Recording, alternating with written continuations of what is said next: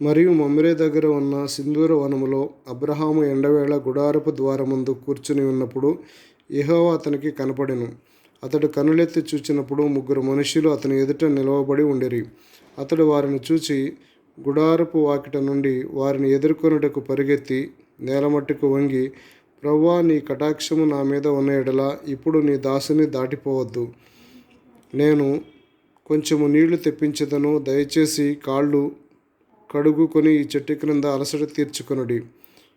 కొంచెం ఆహారము తెచ్చెదను, మీ ప్రాణములను బలపరుచుకొనుడి, తర్వాత మీరు వెళ్ళవచ్చును. ఇందు నిమిత్తము గదా మీ దాసుని యొద్దకు వచ్చితిరి అనెను. వారు, నీవు చెప్పినట్లు చేయమనగా అబ్రహాము గుడారములో ఉన్న శారా యొద్దకు త్వరగా వెళ్ళి, నీవు త్వరపడి 3 మానికల మెత్తని పిండి తెచ్చి పిసికి రొట్టెలు చేయమని చెప్పెను. మరియు అబ్రహాము పశువుల మందకు పరిగెత్తి ఒక మంచి లేత దూడను తెచ్చి ఒక పనివానికి అప్పగించెను. వాడు దాన్ని త్వరగా సిద్ధపరచెను. తర్వాత అతడు వెన్నను పాలను తాను సిద్ధము చేయించిన దూడను తెచ్చి వారి ఎదుట పెట్టి, వారు భోజనము చేయుచుండగా వారి యొద్ద ఆ చెట్టు క్రింద నిలుచుండెను. వారు అతనితో, నీ భార్య అయిన శారా ఎక్కడ ఉన్నదని అడుగగా అతడు, అదిగో గుడారములో ఉన్నదని చెప్పెను.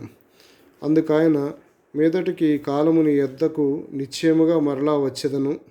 అప్పుడు నీ భార్య అయిన శారాకు ఒక కుమారుడు కలుగునని చెప్పెను. శారా ఆయన వెనుక ఉండిన గుడారపు ద్వారమందు వినుచుండెను. అబ్రహామును శారాయును బహుకాలము గడిచిన వృద్ధులై ఉండిరి. స్త్రీ ధర్మము శారాకు నిలిచిపోయెను గనుక శారా, నేను బలము ఉడిగిన దాననైన తర్వాత నాకు సుఖము కలుగున, నా యజమానుడు వృద్ధుడైన ఉన్నాడు కదా అని తనలో నవ్వుకొనెను. అంతటా యెహోవా అబ్రహాముతో, వృద్ధురాలైన నేను నిశ్చయముగా ప్రసవించెదనా అని శారా నవ్వనేలా? యెహోవాకు అసాధ్యమైనది ఏదైనా ఉన్నదా? ఇక మీదటికి ఈ కాలమున నిర్ణయకాలముందు నీ యొద్దకు తిరిగి వచ్చేదను. అప్పుడు శారాకు కుమారుడు కలుగును అనెను. శారా భయపడి, నేను నవ్వలేదని చెప్పగా ఆయన, అవును, నీవు నవ్వితివి అనెను. అప్పుడు ఆ మనుషులు అక్కడ నుండి లేచి సొదొమ తట్టు చూచిరి. అబ్రహాము వారిని సాగనంపుటకు వారితో కూడా వెళ్ళెను.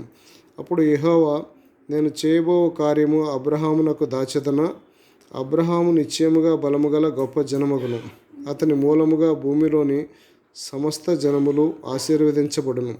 ఎట్లనగా, యెహోవా అబ్రహామును గూర్చి చెప్పినది అతనికి కలుగజేయనట్లు తన తరువాత తన పిల్లలను తన ఇంటివారును నీతి న్యాయములు జరిగించుచు యెహోవా మార్గమున గైకొనుటకు అతడు వారికి ఆజ్ఞాపించినట్లు నేను అతనిని ఎరిగి ఉన్నాను అనెను. మరియు యెహోవా సొదొమ గొమొర్రాలను గూర్చిన మొర గొప్పది గనుకను వాటి పాపము బహుభారమైనది గనుకను నేను దిగిపోయి నా యొద్దకు వచ్చిన ఆ మొర చొప్పుననే వారు సంపూర్ణముగా చేసిరో లేదో చూసెదను. చేయని ఎడల నేను తెలుసుకుందను అనెను. ఆ మనుషులు అక్కడ నుండి తిరిగి సొదొమ వైపుగా వెళ్ళిరి. అబ్రహాము ఇంకా యెహోవా సన్నిధిని నిల్చుండెను. అప్పుడు అబ్రహాము సమీపించి ఇట్లనెను, దుష్టులతో కూడా నీతిమంతులను నాశనము చేయదవా? ఆ పట్టణంలో ఒకవేళ 50 మంది నీతిమంతులు ఉండిన ఎడల దానిలో ఉన్న 50 మంది నీతిమంతుల నిమిత్తము ఆ స్థలమును నాశనము చేయక కాయవా? ఆ చొప్పున చేసి దుష్టులతో కూడా నీతిమంతులను చంపుటకు నీకు దూరమవునుగాక. నీతిమంతుని దుష్టునితో సమముగా ఎంచుట నీకు దూరమవునుగాక. సర్వలోకమునకు తీర్పు తీర్చువాడు న్యాయము చేయడా అని చెప్పినప్పుడు యెహోవా, సొదొమ పట్టణంలో 50 మంది నీతిమంతులు నాకు కనపడిన ఎడల వారిని బట్టి ఆ స్థలమంతటిని కాయుదును అనెను. అందుకు అబ్రహాము, ఇదిగో ధూళియు బూడిదయు అయిన నేను ప్రభువుతో మాటలాడ తెగించుచున్నాను. 50 మంది నీతిమంతులలో ఒకవేళ 5 తక్కువైతే 5 తక్కువైనందున ఆ పట్టణమంతయు నాశనము చేయదవా అని మరలా అడిగాను. అందుకైన అక్కడ 45 నాకు కనపడిన ఎడల నాశనము చేయను అనెను. అతడింకా ఆయనతో మాట్లాడుచు, ఒకవేళ 40 మందియే కనపడిదరేమో అనినప్పుడు ఆయన 40 మందిని బట్టి నాశనము చేయక ఉందునని చెప్పగా, అతడు, ప్రభువు కోపపడని ఎడల నేను మాట్లాడేదను, ఒకవేళ 30 మందియే కనపడిదరేమో అనినప్పుడు అక్కడ 30 మందికి నాకు కనపడిన ఎడల నాశనము చేయను నేను. అందుకతడు, ఇదిగో ప్రభువుతో మాటలాడ తెగించి తిని, ఒకవేళ 20 మంది కనపడదురేమో అనినప్పుడు ఆయన, ఆ 20 మందిని బట్టి నాశనము చేయకుందుననగా, అతడు ప్రభువు కోపపడిన ఎడల నేను ఇంకొక మారే మాటలాడెదను. ఒకవేళ అక్కడ 10 మంది కనపడదురేమో అనినప్పుడు ఆయన ఆ 10 మందిని బట్టి నాశనము చేయక ఉందును అనెను. యెహోవా అబ్రహాముతో మాటలాడుట చాలించి వెళ్ళిపోయెను. అబ్రాము తన ఇంటికి తిరిగి వెళ్ళెను.